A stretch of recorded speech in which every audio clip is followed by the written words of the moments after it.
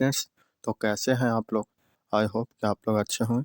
तो चलिए चलते हैं, आज के चैप्टर 5 है जो कि यात्रियों के नज़रिए से है।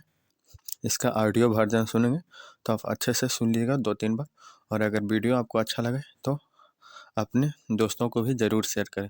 और जो 2024 का एग्ज़ाम दे रहे हैं उसको तो ज़रूर ही शेयर करें।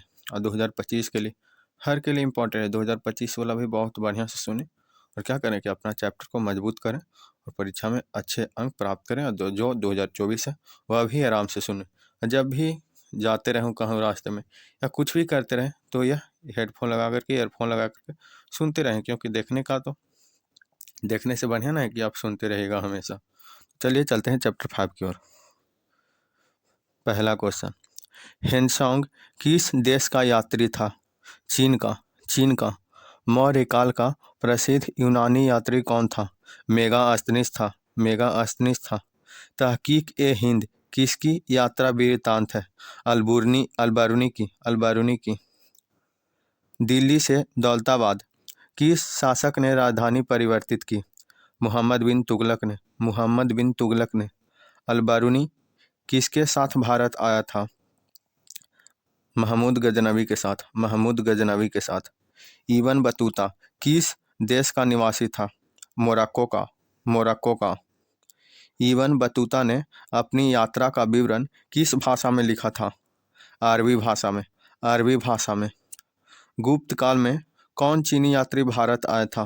फाहियान। दिल्ली से दौलताबाद किस शासक ने अपनी राजधानी परिवर्तित की। मोहम्मद बिन तुगलक ने। वास्को डी गामा कब भारत पहुंचा। 17 मई 1498 ईस्वी को। 17 मई 1498 ईस्वी को। भारत की जिन 3 भाषाओं के ग्रंथों के अरबी भाषा में हुए अनुवादों से अल्बरूनी परिचित था, वह थी संस्कृत, पाली और प्राकृत से अल्बरूनी परिचित था। मार्को पोलो ने 13वीं शताब्दी से जिस स्थान से चलकर चीन और भारत की यात्रा की उसका नाम था बेनिस। अनेक विदेशी यात्रियों ने भारत की जिन 2 चीज़ों को असामान्य माना है वे हैं नारियल तथा पान को। अल्बरूनी भारत में जिस शताब्दी में आया था वह थी 11वीं शताब्दी। इब्न बतूता की भारत यात्रा को जिस शताब्दी से संबंधित माना जाता है वह थी 14वीं शताब्दी। फ्रांसवा बर्नियर जिस देश से भारत आया था उसका नाम था फ्रांस। इब्न बतूता के अनुसार उसे मुल्तान से दिल्ली की यात्रा में जितने दिन लगे थे उनकी संख्या थी 40। मोहम्मद बिन तुगलक ने दिल्ली के काजी नियुक्त किया था इब्न बतूता को। मध्य एशिया के रास्ते होकर इब्न बतूता सन 1333 में स्थल मार्ग से पहुंचा था सिंध में। तहकीक ए हिंद में किसका यात्रा वृत्तांत लिखा है। अल्बरूनी का। मेगास्थनीस कौन था। राजदूत था। किताब उर रेहला में किसका यात्रा वृत्तांत मिलता है। इब्न बतूता का।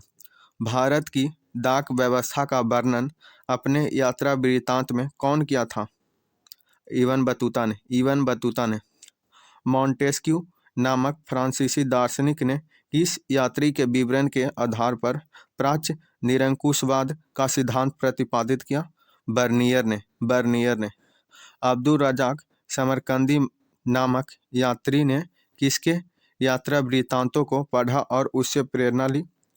इब्न बतूता ने। अपनी आंखों के सामने सती प्रथा का दृश्य देखकर कौन विदेशी यात्री मूर्छित हो गया था। इब्न बतूता ने।